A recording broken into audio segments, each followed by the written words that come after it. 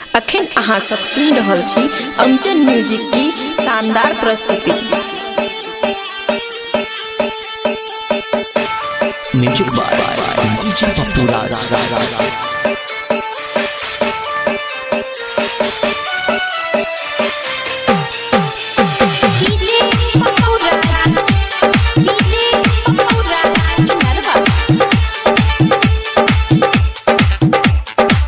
Recording studio Baluaha.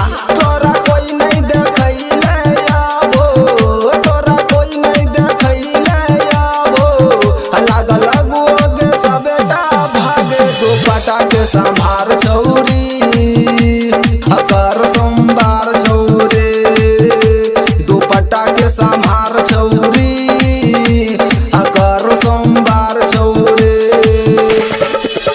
तोरा कोई नहीं देखैले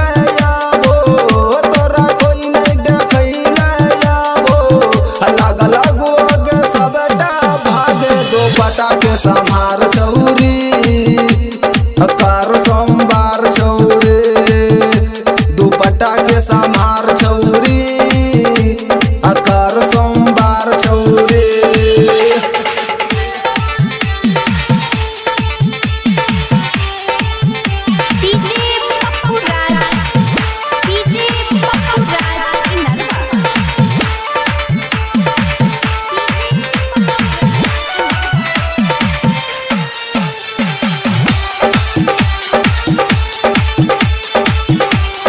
रिकॉर्डिंग स्टूडियो बलुआहा।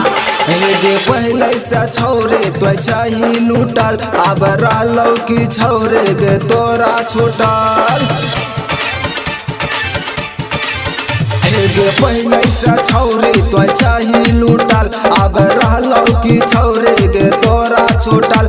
सब जानै छौ गौआ महला साफ लागो आगो गे तोहर करौ खेला।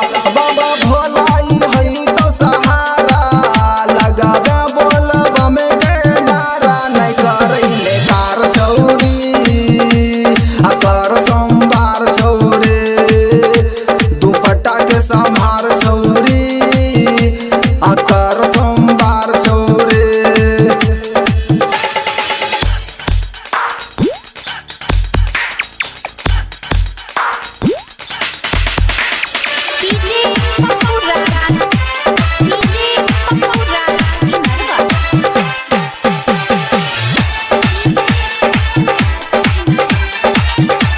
रिकॉर्डिंग स्टूडियो बलुआहा।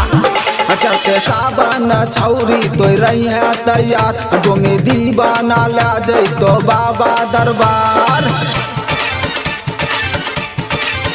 चलते सावन छौरी तो रही है तैयार, डोंगी दीवाना ला जैतो बाबा दरबार। विनोद गायक अगुआ के लेतो ई कैस, तब बादल बिहारी गे जैतो ई फैस। जल्दी जल्दी तो से सजई है बाबा भोला के भजन गई है। लगन छौ सवार छौरी, अकर सोमवार छौरे लगन छौ सवार छौरी, अकर सोमवार छौरे।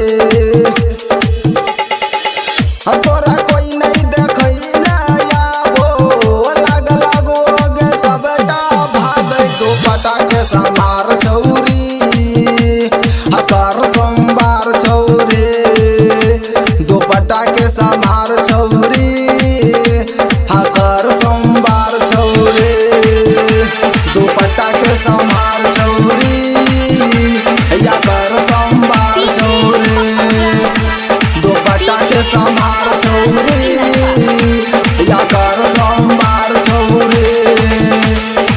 खुशी रिकॉर्डिंग स्टूडियो बलुआहा।